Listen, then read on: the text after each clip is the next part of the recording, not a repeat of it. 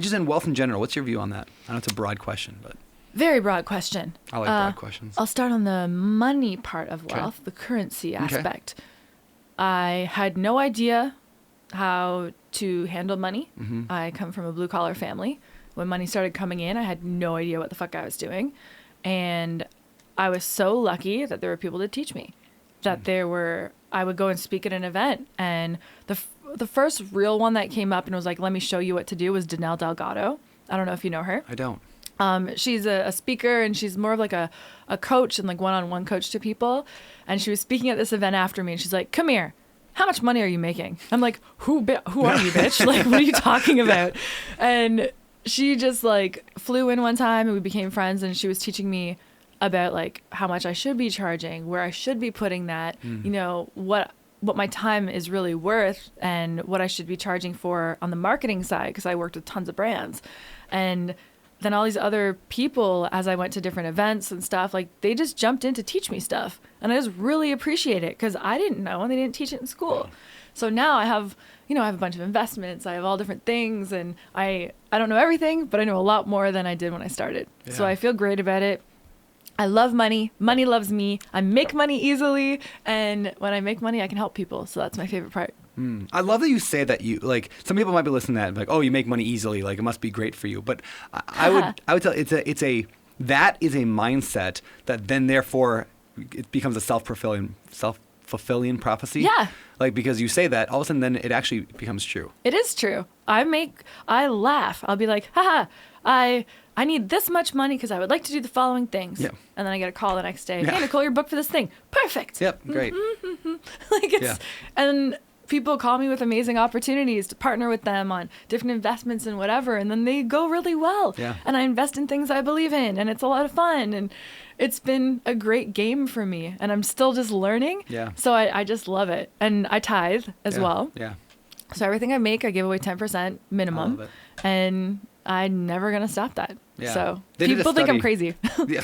They did a study years ago, and it was in like New York Times, where they looked at two different families, and I'm probably going to butcher the exact numbers a little bit, but they took two families in this big study, but two example families, and the one that gave away money, it was like for every $100 they gave away, they earned back like $350 in somehow profit from that. So for every $100 they made back $300, and it was like, how does that make any sense? Other than that, like every religion, and the Bible included, Christian, when you give, you receive. Like, why does that work? We don't necessarily know, but it does work. When people give, they get. Yeah, the more I seem to give, I love the phrase "you can't outgive God." It's kind of trite, but I kind of like it. It's like it. Yeah, it's like you give money and somehow you just keep doing better. And my view, and I'd love to know yours, but my view is it just releases your hold on money being a finite resource. It says, well, if I give it away, then I just know mentally there's more out there, and I'll go get more later. And so then you get in that mindset of abundance versus scarcity. Yeah, and I catch myself. I'm not going to pretend I'm perfect at this shit. Sure, I'm not.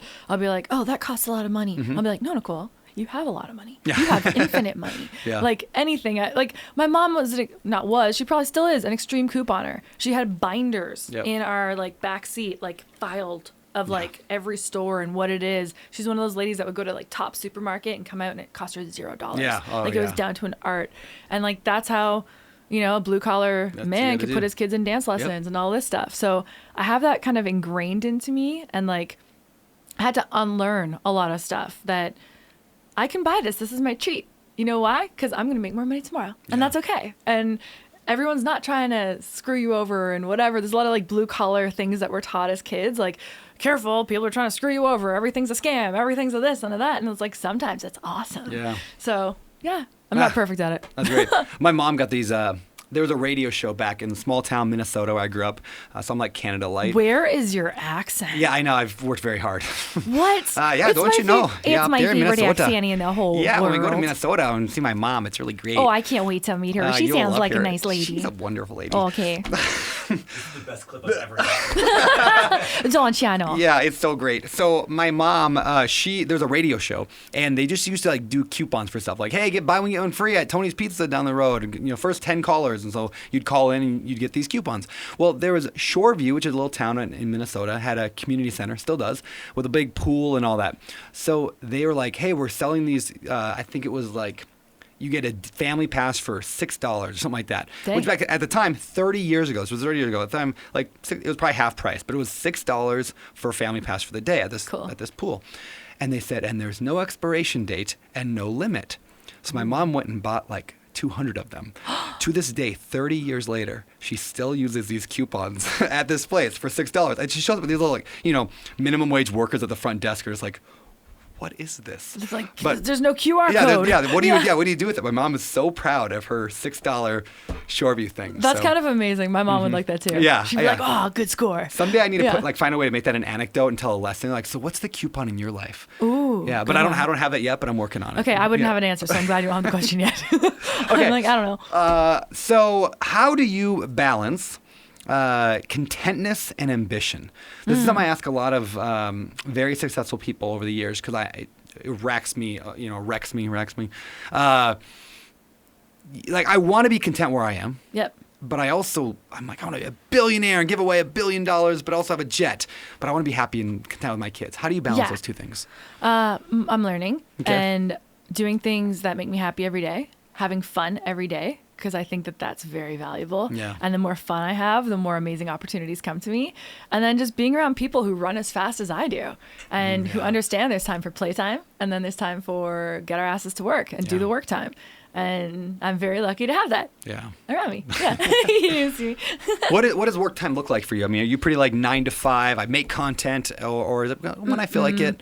Right now, there's finishing 3 books right now. There's feature films, which I'm freaking pumped for. Yeah. So it's like, okay, I'm going to dedicate this time to working on physical fitness. This time I'm writing this specifically, or I'm practicing something, or I'm creating something. And at this time, it's a money-making activity. At this time, it's like this. It's like scheduled out type of thing.